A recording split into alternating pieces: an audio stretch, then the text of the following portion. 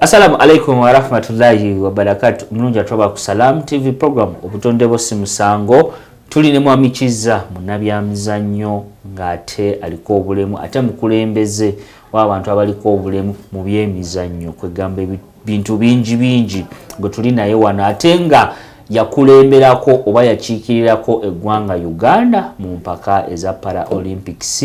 kwegamba bingi era tumwina mu studio zaffe za Salam TV ngawo manji twagambye guno omwaka ebintu ebisinga okubanga bigenda babireeta emirimu eri abantu abaliko obulemu n'abantu abalala tugenda bannyo tubifocusingako tweyongereyo maaso achievement oli nnyonyi official mumufunyo okikiridde eggwanga kabaji bakalaba era babagambira ddala no matter the physical appearance now that humble welcome when you reach to a different country when they are receiving you, that is also another achievement. Yeah. Kusokera ddala kubimu kwa achievement zetufunye omwaka oguwedde nasobola okulondebwa nga president atwala Kampala Wheelchair Basketball Association. Kuyatina president mulamba. Sebolino president. Amina. Atwala association yadde nga ndi muzannyi. Banda bampa ekkulu eryo ne ndyebaza. Era mukama wange eri association ate ntwala n'ekitongole ekya cricket w'abaliko obulemu. Era nga nze amutwala mu nsi yonna Kampala Kenyanga Association Club ntwala division 5 ezikola Kampala mu wheelchair basketball ate mu para cricket ntwala Uganda yonna cricket ow'abantu abaliko obulemu simulabangako cricket kibadde kwegamba nkimayina abalabi baffe cricket fenanga tumanyi timu ya cricket ya Uganda byatuuseko kuba ndi yatuuse mu World Cup ndabira ddala kijja kintu kirungi nnyo abatalabanga ku muzannyo ogwo akuba tubaddemu ne challenge ebiseera ebisinga ffe abantu abaliko obulemu association zino ziri able zezitera to raising up zezibanga mother bodies basite baweweeta ne netuwera babawo kagundi ka opportunity nekatuwa babawo ku traininga netuwa egundi eyo platform eyo equipment si kubanga oluusi ezimu ziba expensive nga tuzisobola so tubaddemu ne challenges last year towards the end yawo kama fa cricket yatusobodde kukola activity n'emu naye inshallah nengo omuzannyo weeguli inshallah era bazannyamu bazannyamu naye nga bumanyi nti cricket tuffe kati nga baliko obulemu omuzannyire ebitundu tulina bitono ate ekisaawe kyaffe kyebiseera kibeera busy notaba kubamu omuntu ogamba nti ffe tumanyi nti kati abantu babaye mu njogere nyangu cricket binga ogamba bamanyi cricket waba planned kids kyekyo naye nga nsobodde mpozi achievement gyenfunyira mu mwaka oguwedde kyenali susuubira ekintu kyajja ekirooto kyange nga kyali ekirooto twagenda tuzannya qualifiers eza All Africa Paralympic yeah the first event ever twagenda Uganda twagenda tuzannya qualifiers twali tumanyi twali mu bizibu ebyenjawulo mukama waffe Mpindi president waffe wa UPC atwala emizannyo gy'abantu abaliko obulemu n'atundawo omubiri nebaza n'omwami bamuyita Mr. Ambrose Tashoya omwami oyo atwagala nnyo ekituuka ku basketball atwagala nnyo era bwobawo obuzibu ate ajja n'abeerawo ate Katonda n'atuyamba ne bamuteeka eri nga chairman wa National Council of Sports so atwagala nnyo era ne buli wansangamba kabulaza kiki amwengako so ekyo nabyo kirungi pose achievement endala tugenda ku first ever Africa Paralympic Uganda anthem ne bazikuba ne tuzannya Katonda n'atuyamba nti twakwata kyamunana mu seeding sera mu Africa yonna Uganda eri mu kyamunana netubeatinga nga neighboring countries zonna Kenya biki ebyo tuziri mu buzibu nawe muyitamu n'okulaba nga tutuuka okuzannya Olympics oyo Ghana because si byangu because nawe tumanyi n'oba musambi ng'olina ekintu kyonna ky'okola eno gye kitandikira tewali afaayo baagala wali ng'otuuse wali buli omu n'agamba tolina gwogenda agamba ate entambula ate ne watuuse that achievement. Nebaza abantu abo wammanga era ngenda baddamu omukulu wa Ambrose Tashobya wa National Council of Sports ne secretary ennyini mwebale nnyo omulimu gwe mwatukolera. Nebaza mukulu Maali Mpindi era nga MP waffe aliko obulemu ate nga yatwala ekibiina kyaffe eky'abantu eky'ebyemizannyo mu Uganda yonna afubye nnyo okulaba nga atukwatako abasika ku mukono. Nebaza bannanga ab'Nakawa kubanga Nakawa nze atwala ate ebyemizannyo division yonna wabayo ebyemizannyo division eyo y'amaanyi mu byemizannyo niyo bitaba byati byaki y'amaanyi eyo nayo nebaza mukama wange Sekabas mukulu Busulwa Kansala Lebo Sala nebazanyi bannange nga Umaru n'abazanyi abalala. So basically 2023 oyise engalo mu maaso n'ogamba alhamdulillah ya Rabbi nzani nkoledde nzani naye ng'era nali nkikozeeko naye basically ku muzannyo ate gwe ninako passion. Yes, it was really a big achievement.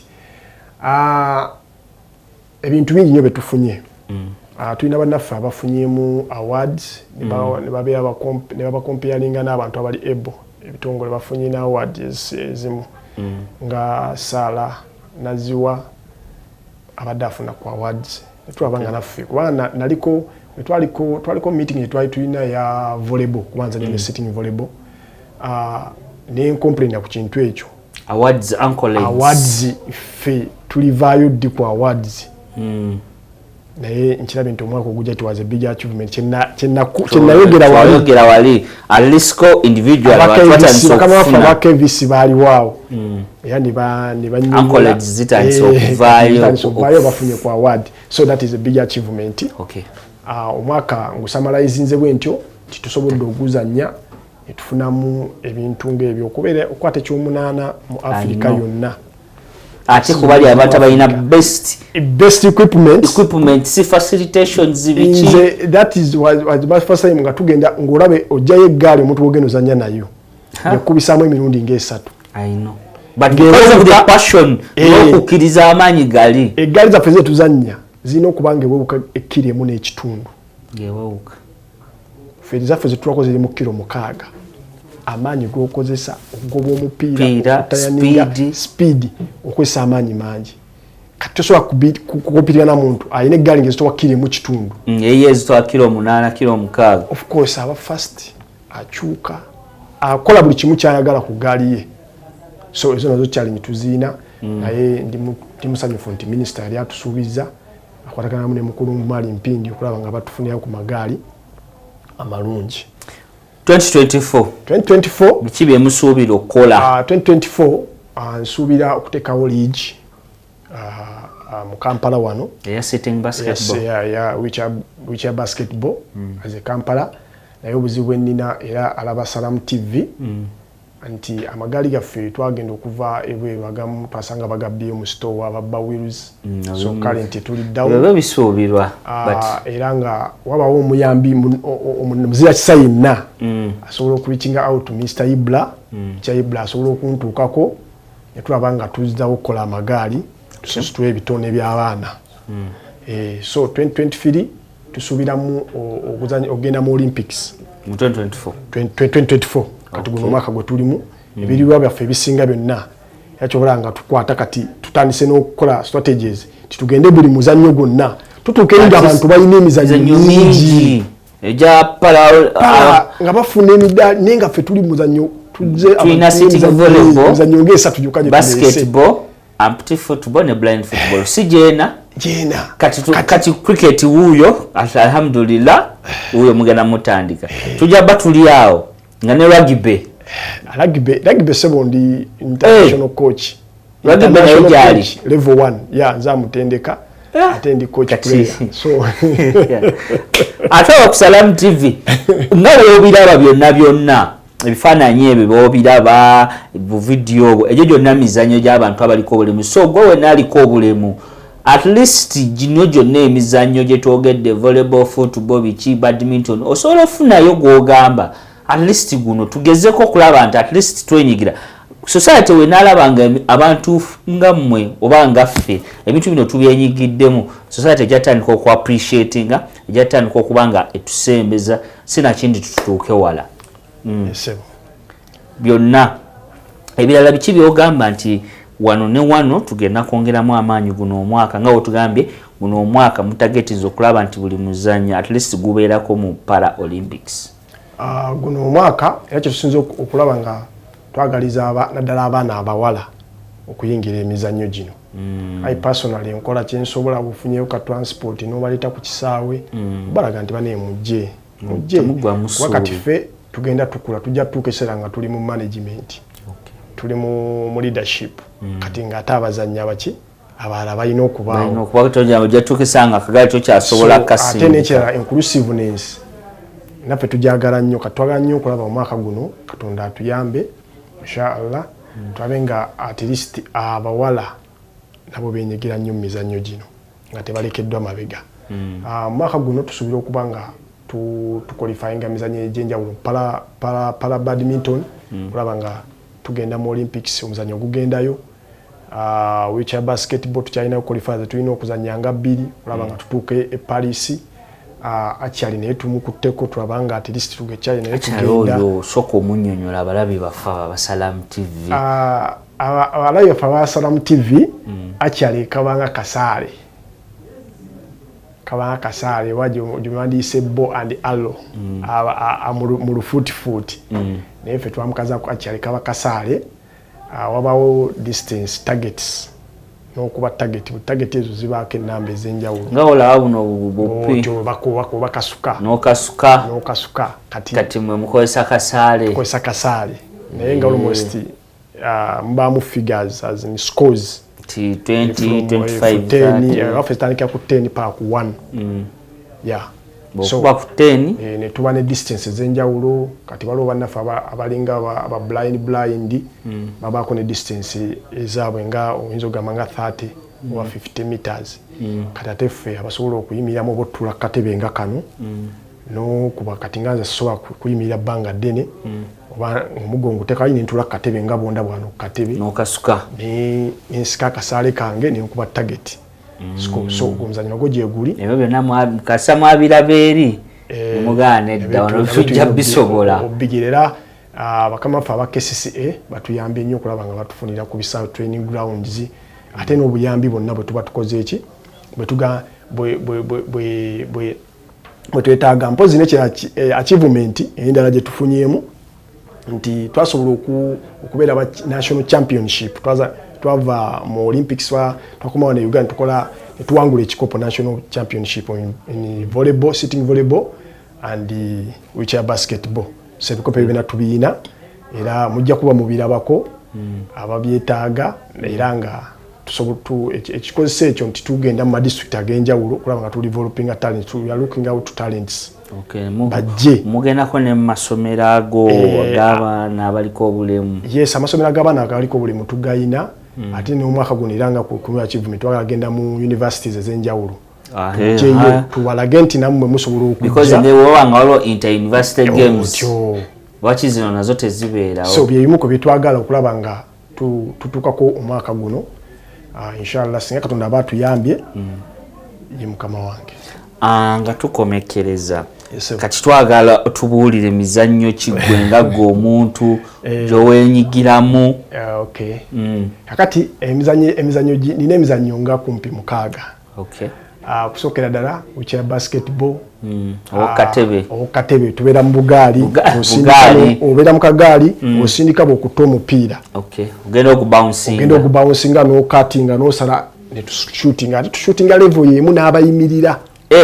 Same level ekisaawe kye kimu kye tuzannyiramu.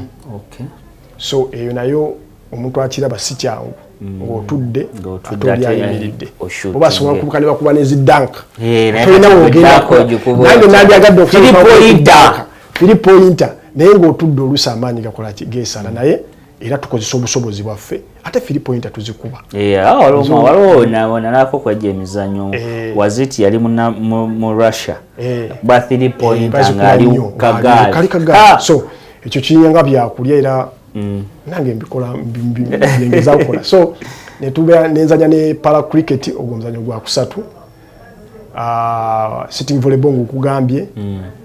kati nina ne achare wakasale ne para badminton nzanya ne rowing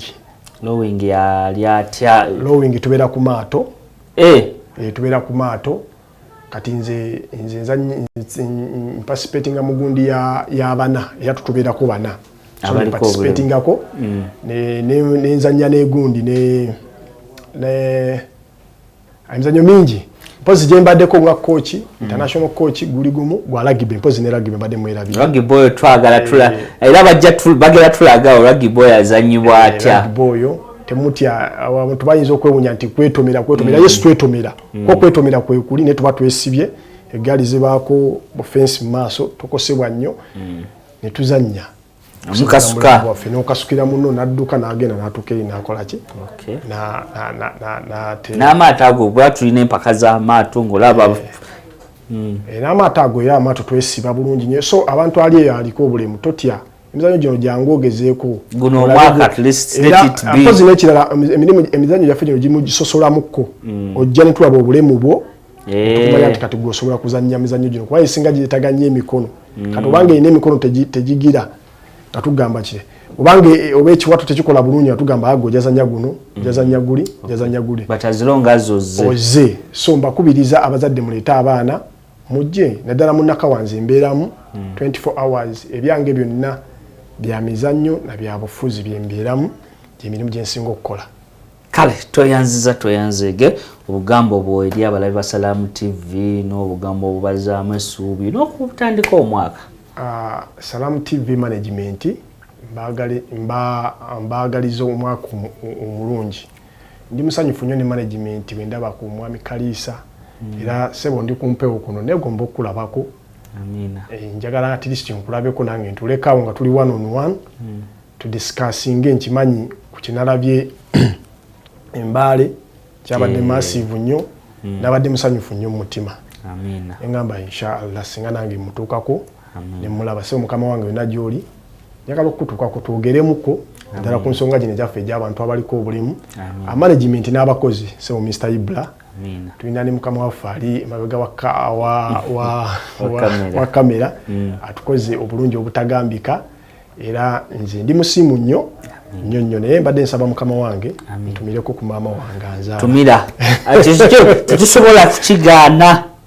ntumira maama wange Meidivina namugambe ali awo nakawuka